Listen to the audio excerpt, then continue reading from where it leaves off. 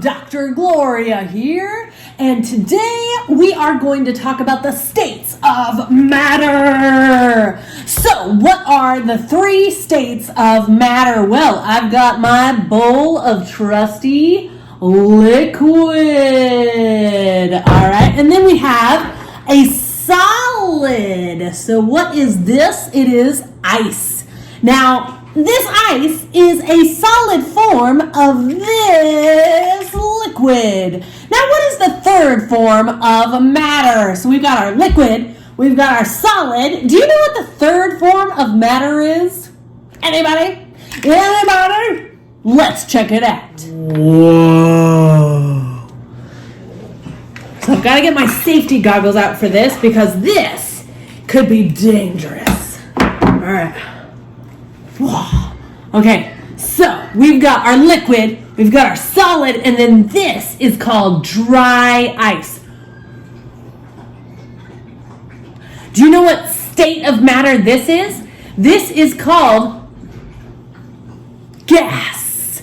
Now, what is the difference between regular ice and dry ice? Why do they call it dry ice? Let's take a closer look. So I've got 2 types of ice here. This is regular ice, and this is the dry ice. Now, I don't want to touch this dry ice because it is actually way too cold. Dry ice is much colder than regular ice. I can touch regular ice, but this is way too cold, and it actually could burn you if you touch it too much. All right, so you'll notice that the regular ice is melting, and when it melts, it turns into what state of matter? It turns into liquid. But this dry ice, if I blow on it, it turns into, and I'm going to use my trusty glove to fan it a little bit, it turns straight into a gas. So regular ice turns into a liquid, but this turns into a gas. It is so dry that it turns straight into a gas, and that is why this is called dry ice, because it is turning straight into a gas. So what happens whenever I combine this dry ice with this water? Let's find out. Whoa! How did that happen? It's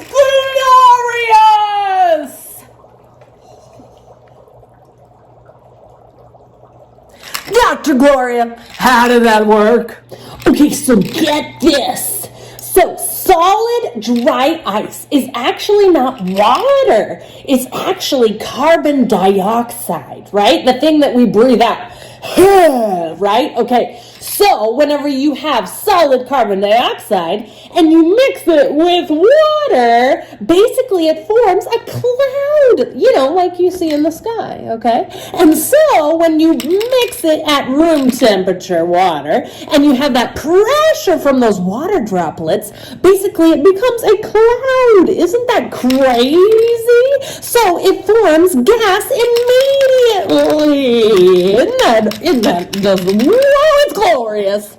So this reminds me, sometimes when I let my emotions bubble up and I let my anger get the best of me, sometimes I keep it all inside and I just kind of bottle it all up and I kind of just don't let anybody know that that's what I'm feeling. And you know what happens? It kind of gets to be a lot and it just, it's kind of like this. You see what's happening? It's getting bigger and bigger, and then it just explodes. And when that happens, that's when we are unkind to our friends, and maybe we say things that we don't quite mean to our loved ones, right? So when that happens, I think the best thing to do is pray about it and let other people know how we're feeling. So cast all your worries upon the Lord and make sure that He knows how you're feeling at any point. You want to see something cool? This would be great for Halloween.